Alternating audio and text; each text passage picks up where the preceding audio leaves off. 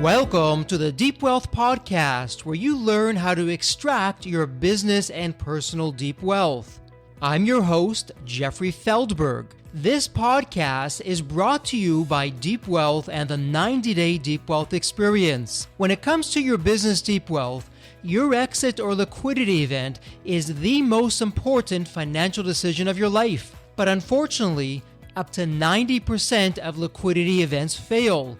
Think about all that time and your hard-earned money wasted. Of the quote-unquote successful liquidity events, most business owners leave 50% to over 100% of the deal value in the buyer's pocket and don't even know it. I should know. I said no to a 7-figure offer and yes to mastering the art and the science of a liquidity event. 2 years later, I said yes to a different buyer with a 9-figure deal. Are you thinking about an exit or liquidity event? Don't become a statistic and make the fatal mistake of believing the skills that built your business are the same ones to sell it. After all, how can you master something you've never done before? Let the 90-Day Deep Wealth Experience and the 9-step roadmap of preparation help you capture the best deal instead of any deal. At the end of this episode, take a moment and hear from business owners like you who went through the Deep Wealth Experience. Welcome to the Deep Wealth Podcast, and for this episode, we're doing a deep dive on a topic near and dear to every business owner's heart, and that is growing your business, growing your profits. You know, when you look at the statistics, they're not great. According to LendingTree, almost 6 out of 10 businesses will fail within the first 7 years of business. So think about all that time, that effort, all that money, that's for naught. And there's another statistic that even if you've been in business for close to 12 years, 75% of businesses are going to fail. So let's talk about the root cause of the failure and what you can do. And what I love about the Deep Wealth 9-step roadmap of preparation, it's also the same strategies for growth. So think about that for a moment. While you're preparing your business for a future liquidity event, whether that's a year from now or 10 years from now, the strategies that you're deploying are growing your business. So when you do show up for your exit, whenever that is, you have a better business, a more resilient business, and one that has a higher enterprise value.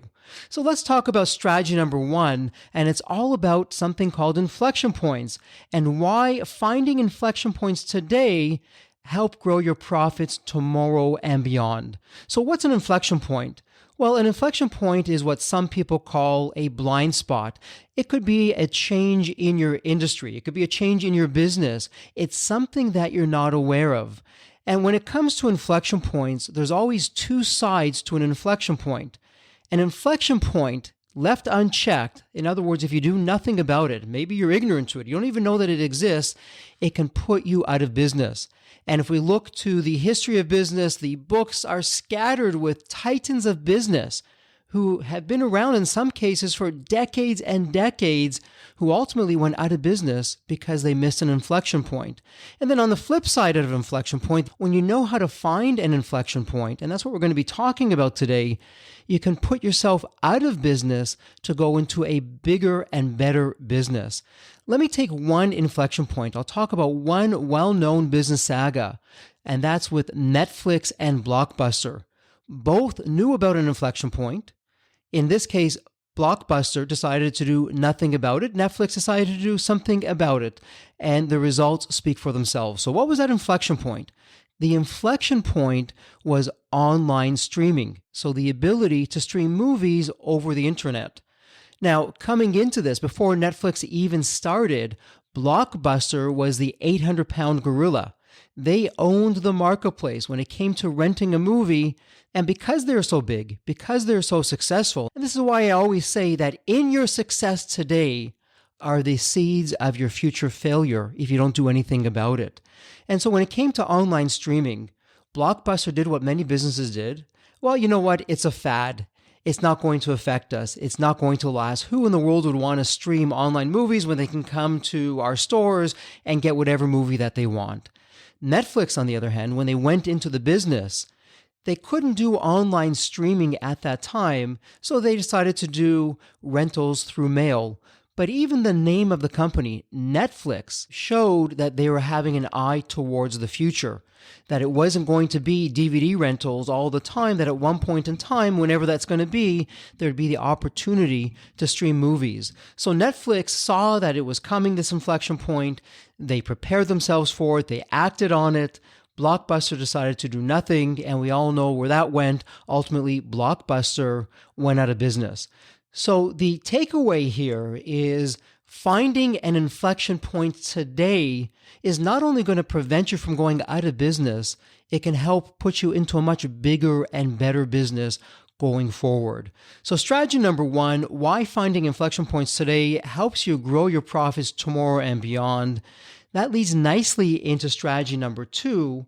And for strategy number two, it's why you'll grow your profits when you turn off autopilot for your business. And as I said earlier, your success today contains the seeds of tomorrow's failure. And let's be honest, it's human nature. When things start to work, when revenues start rolling in, when you have those profits, when you're growing hand over fist, you don't want to change anything. As the saying goes, if it ain't broke, don't fix it. Why would I want to change it? So in other words, human nature, we become lazy. What's working today is going to work tomorrow. Why would I want to change anything about that? And along the way, we lose our curiosity to find new and painful problems to solve. And let's pause here for just a moment. I want you to think about when you started your business. Before you got into business, you were curious. You found a problem. The problem was painful for you. The problem was painful for prospective clients. And you were passionate on figuring out how to actually solve that problem. So you were curious, and that curiosity set you up in business, and you did things really well. You were world-class in solving that problem. You turned prospects into clients. Because you're world-class, those clients ultimately became raving fans, and as the saying goes, the rest is history. But then something happened. You got more involved in the business. Different issues began to pile up. Instead of working on the business, you began working in the business. We tend to go into autopilot when things are working. We get very comfortable. The systems that we put into place save us time. They save us effort. We know what to expect. We know what to do. There aren't any surprises. But there is a big surprise because we're not being curious. And by not being curious, we're setting ourselves up for failure. Just because something's working today, you know that there's no guarantee that it's going to work tomorrow. In fact, the only thing constant, both in life and in business, is change. Change is always happening. And the only question is, what are you going to do about it? Because you also know, as you become more successful, as the word gets out there in the marketplace about what you're doing, you're now attracting attention to your business. Existing competitors find out what you're doing and they start to imitate you. New competitors enter into the marketplace, they begin to copy you, and other competitors will come into the marketplace doing something with a little bit of a twist. It's not quite what you're doing, it's a little bit different, but you know what? It's actually better than what you're doing. And now there's a situation where competitors can not only take your existing customers, they will also take your future customers, and you find yourself in a not so great situation. So it really begs the question, what can I do? How can I find these inflection points? How do I grow my business? How do I grow my profits? And that leads nicely into strategy number three. Strategy number three is the one and the only question to ask on how you can grow your profits. So what is this one and only question to ask? Well, I'm going to go to the Deep Wealth 9-step roadmap, and it's actually step number 2, X factors that insanely increase the profits of your business as well as the value of your business. And when you know how to find these X factors, you put yourself in a position to grow your business and to grow your profits. So what's this X factor? What's this one and only question? Well, the question is, and you ask this to every one of your clients, you, your team, from frontline employees, all the way up to the president, the CEO, and yourself, the question is, what keeps you up at night? So if I was your customer and you're speaking with me, hey, Jeffrey, I'm curious, when it comes to your business, what's keeping you up at nights? And then you stop talking and you listen. You listen to what you're being told. Now, you may get 100 responses, and of those 100 responses, 99 won't be valid for you to go into and do something about. But it just takes one. And I'm going to share a quick story with you. And this happened at my e-learning company, Embanet. So as you know, I started at Embanet right out of my MBA program. I had no money. I had no experience. I had no team. I was living out of my parents' attic. I was literally failing forward each and every day. Thankfully, my grit, my passion kept me in the game long enough that Embanet eventually became successful. And truth be told, the story could have stopped there. I could have said with myself and my business partners, hey, life is great. We're growing. We're now the golden child in the industry. The profits are starting to roll in. Life is set for us.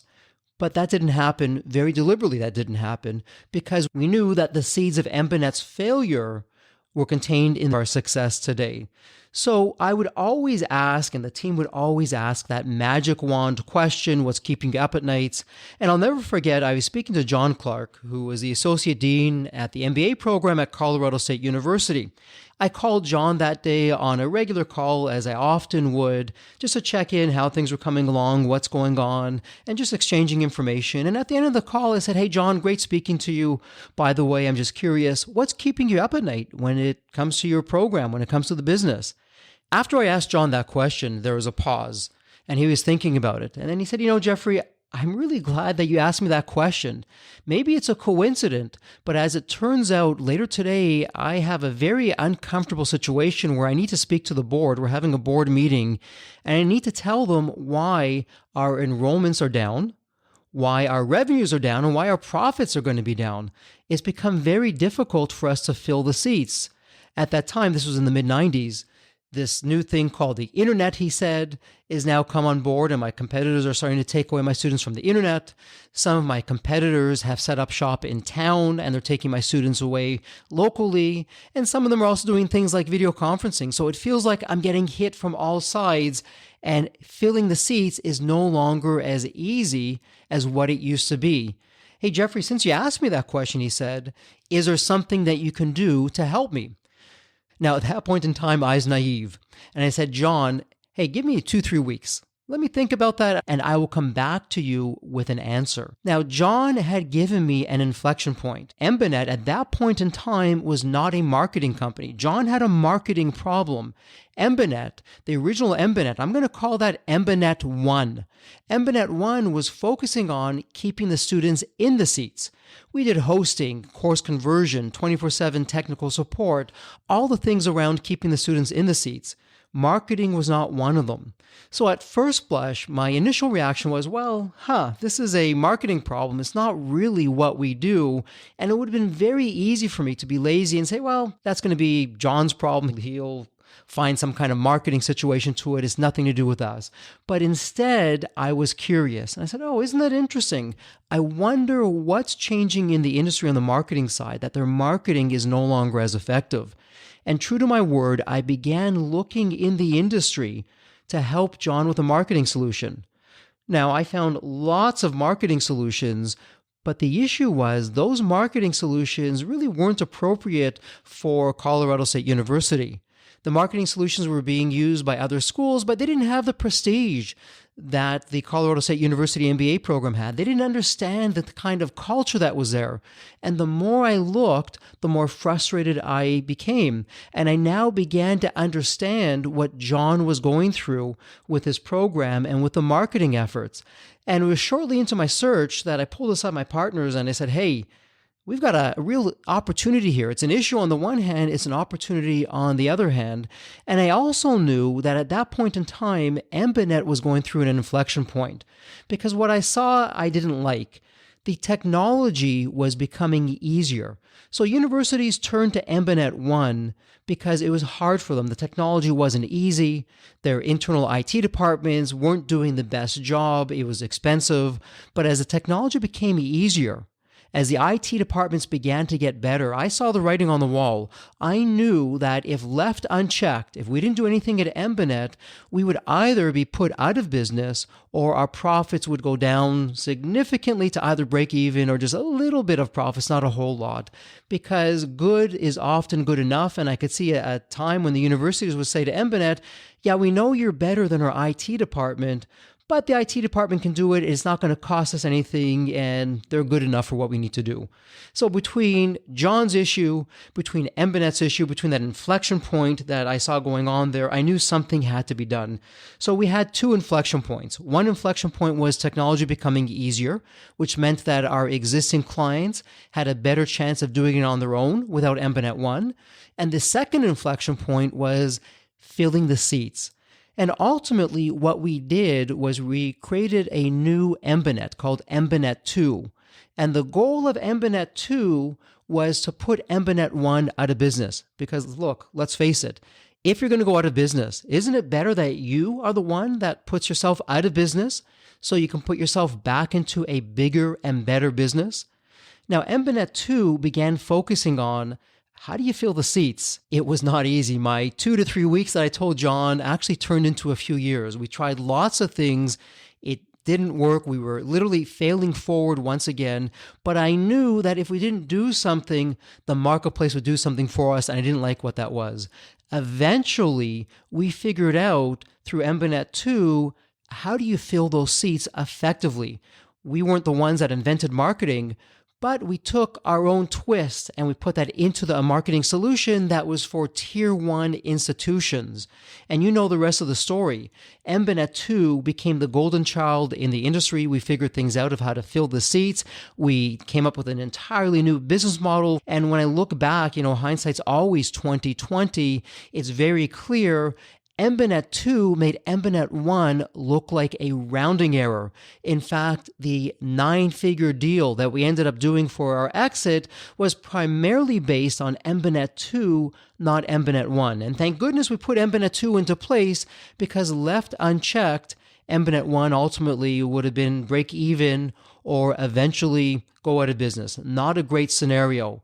So the one and only question, hey, what keeps you up at nights? That's how you begin to find inflection points from your clientele who are going to tell you things that aren't visible to you through the pain points that they're going through. So always be curious, always ask that one and only question from you to the entire team whenever you're speaking with clients, knowing that most of what you're going to hear is not applicable. But again, it just takes one issue brought to your attention that could be a game changer. So from strategy number 3, the one and only question to ask, to strategy number 4, if you want success, you must identify what your business must stop doing. So independent of an inflection point, you must always be on the lookout of activities that you're doing today that you shouldn't be doing. And let me go back to the Blockbuster and Netflix saga. It's a well-known saga, and you're probably going to relate to some of the things that Blockbuster was doing that they should have stopped doing. One of the things that really upset the customers for Blockbuster was the late fees. In fact, at one point in time, 16% of Blockbuster's revenue, which is a whopping $800 million, came from late fees. Now, whether it's an urban legend or a myth, it goes that Netflix, in part, was created because of the frustration that the founders had in having to pay these late fees for Blockbuster. Now, Blockbuster knew about the late fees. This was nothing new to them. There was a market outcry. People spoke about it, but they decided to do nothing about it. And the irony here is by doing nothing about it when they were aware of it. And in essence, they were lazy. They said, hey, you know what? Why stop $800 million of revenue coming in? We're going to get it anyways. Nothing's going to change. Not realizing that they were creating their own demise, where competitors were now starting to attack that. Not realizing at that time that they were creating the very company through Netflix that would put them out of business. And your takeaway, pause this episode right now And I want you to think about what are the activities that your business should stop doing. And if you're coming up blank on that, why not make a phone call right now to your leadership team and ask them, hey, can you speak to your team? Can you find out what the annoyances are that we're creating for our customers? What don't they like about us? What are they complaining about? And perhaps it's time that you come up with a hit list, you prioritize that list, and you now start to look at how can we remove that and what can we replace that with? Because again, what you're doing today, perhaps it's a small pain point. It'll go on to become a much bigger pain point. You must stop doing that and look to Blockbuster and what not to do for business longevity. In fact, Blockbuster was on autopilot. They weren't listening to what the marketplace was saying. They weren't listening to what the customers were saying. And then the other question that you can be asking yourself, given where your business is right now, how could you fail? What would that look like? What would have to happen for your business to fail? And again, pause this, think about this, speak to your team about this. Perhaps for your next management meeting, you can ask that question. What would have to happen for the business to fail? And I wouldn't be the least bit surprised in that discussion if you began to identify inflection points. Well, if A, B, and C were to happen, that would make us vulnerable. That could put us out of business. And then the next obvious question is, okay, well, if ABC did happen, what will we need to do to protect ourselves from that? Maybe it's getting out of a certain segment of the industry and finding another opportunity for you to focus on. Maybe it's replacing your old services with some new services. Whatever it's going to be, ask yourself, what would have to happen for the business to fail? And then the third thing that you can do, you and your team go into the field. Select your top clients and visit them. Whether it's a car drive or you have to hop on a plane, go on site, ask for a tour, meet their team, go into the field, because what you're going to see, you're not going to be able to get in a phone call or an email. Just that interaction of walking around, speaking to their staff, seeing what's going on, asking the what keeps you up at night question. You're going to see all kinds of things. You're going to put yourself in your customer's shoes in a way that you can't do right now. And from there, you're going to come up with a hit list of things. And then what you can do with what you and your team find is you can start an experiment.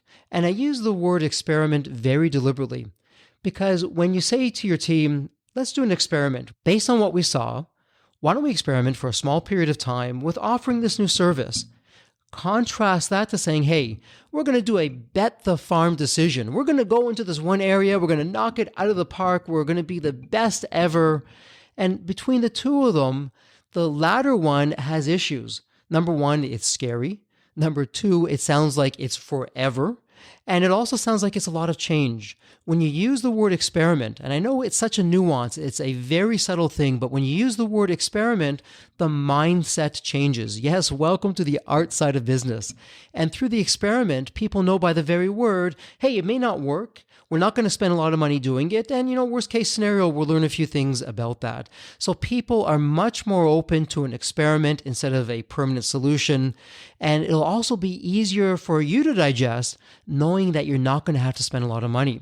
So here are some questions that you can be asking with you and your team based on what you're seeing both in the marketplace and from your clients and your site visit to your clients. The questions are as follows. What's the specific problem? Again, that's going to be an inflection point. The next question, what would be 3 to 5 features of the solution? What would be a compelling narrative for that solution? Based on the solution, is there a blue ocean that we can create for ourselves? Is there a blue ocean that the solution creates? Who would be the target market? Okay, let's assume that we're now in there. How do we know if we're successful? What would be the key metrics that we need to define right now up front that we can measure ourselves on? Other questions that you can ask, once you have that solution, what would be the wow factor that converts not just prospects into clients, but clients into raving fans? Another question would be, what are the communication channels that we can leverage to get the word out there? And now we go down to dollars and cents, and the question would be, well, what would the cost structure for the experiment be? And then lastly, what's the compelling business model? So there's a whole number of questions that you can begin to ask for your experiment that will help you refine it. Looking back at those questions, I have to share that when we did that at Embinet, we didn't have all the answers in the first meeting. We didn't have all the answers in the second meeting or the third meeting, but we knew that done is better than perfect. And every time we met, we asked those questions, we came up with better answers because we would do research. We would have more conversations. We even looked at some of our previous answers and we updated them. And so the whole point is to always refine it, but you're not looking for perfection. What you want to do is answer those questions as quickly as you can, and in an experimental mode, begin that process of implementing it into the marketplace. And as you think about that, let me take you back to Embinet 2. So when Embinet 2 was created, it was a big risk for us. We took the profits because Embinet 1 had just become profitable when we created Embinet 2. And we took those profits and we put them into Embinet 2. And what we did, instead of going out in a very big fashion, hiring teams of people, we made it a very small team. We took our all-stars from Embinet 1 to put them into Embinet 2, and we began tracking and monitoring what we were doing. And as you heard earlier, success was very elusive in the early days, but we stuck with it. We kept on asking those questions. We kept on updating things. And eventually we found it. And once we found that solution, we never looked back. We were able to create that blue ocean. We were able to create a new business model. All those X factors and Rembrandts that we speak about in the Deep Wealth 9-step roadmap actually came to fruition. And that's what's so powerful about the Deep Wealth 9-step roadmap. The strategies that we created, we weren't thinking about an exit at that point in time. It was solely about growth. Growth was front and center for us. How do we become a bigger and better company? How do we ensure with our cockroach startup mindset that we live another day, that we're in business to be in business? Growth was all that we were focusing on. And because we did the growth so well, that Embinet went on through Embinet 2 to create a market disruption, that became the foundation for the liquidity event. So in other words, had it not been for the growth that we had done, that we had put into place through the 9-step roadmap, the liquidity event would not have been as desirable as it was because of the higher growth, the higher profits, which automatically increased the enterprise value. So there you have it. Those are the 5 strategies. You now know that most businesses fail, but you now also know 5 tips that help you grow your profits. So let's do a quick recap on what those 5 strategies are. Strategy number 1, why finding inflection points today helps to grow your profits tomorrow and beyond. And there we spoke about why you must find a change in the industry. And in finding the change in the industry, it might be new services that your competition's offering. It might be you're not growing as quickly. It might be that there's new competitors coming into the industry. Those are all likely signs of inflection points that you want to identify. Strategy number 2, why you'll grow your profits when you turn off autopilot for your business. And here we spoke about how your success today contains the seeds of tomorrow's failure. And we spoke about not becoming lazy and having the desire to change, and why you always want to be curious to find those new and painful problems.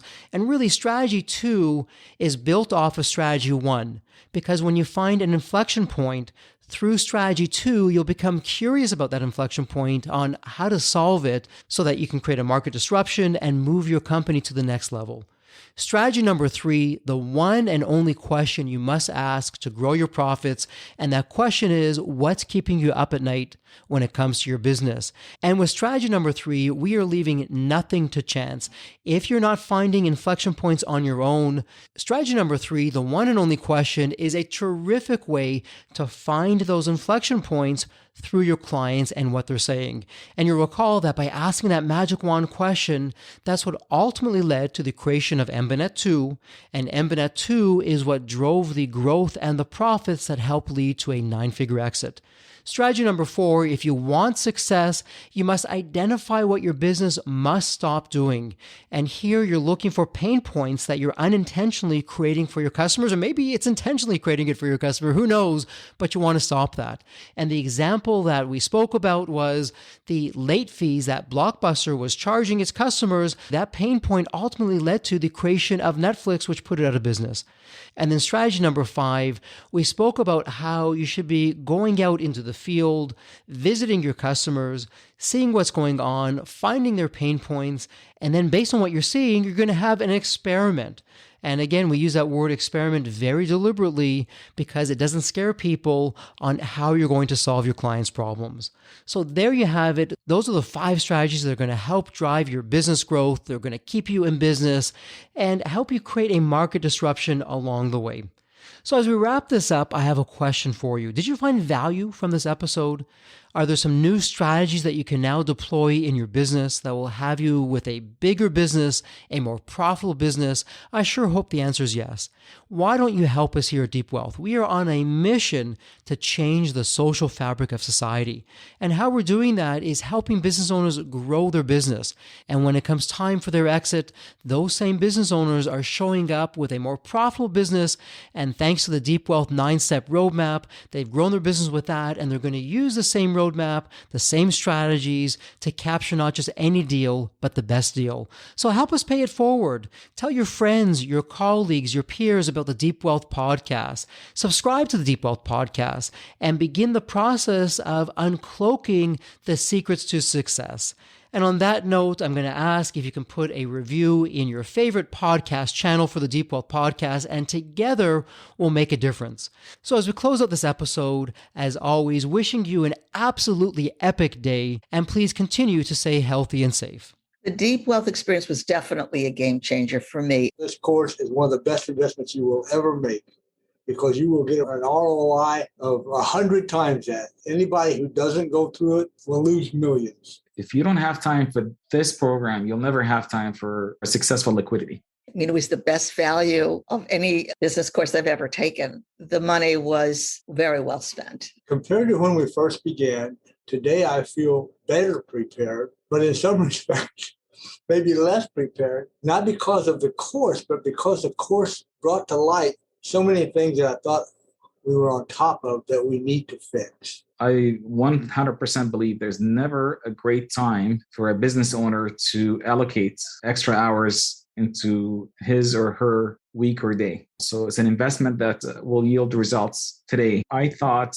I will reap the benefit of this program in 3 to 5 years down the road. But as soon as I stepped forward into the program, my mind changed immediately. There was so much value in the experience that the time I invested paid back so much for the energy that was expended. The Deep Wealth experience compared to other programs is the top. What we learned is very practical. Sometimes you learn stuff that is great to learn, but you never use it. The stuff we learned from Deep Wealth experience, I believe is going to benefit us all. I've done an executive MBA. I've worked for billion-dollar companies before. I've worked for smaller companies before I started my business. I've been running my business successfully now for getting close to a decade. We're on a growth trajectory. Reflecting back on the Deep Wealth, I knew less than 10% what I know now, maybe close to 1% even. Hands down, the best program in which I've ever participated. And we've done a lot of different things over the years. We've been in other mastermind groups, gone to many seminars, workshops, conferences, retreats, read books. This was so different.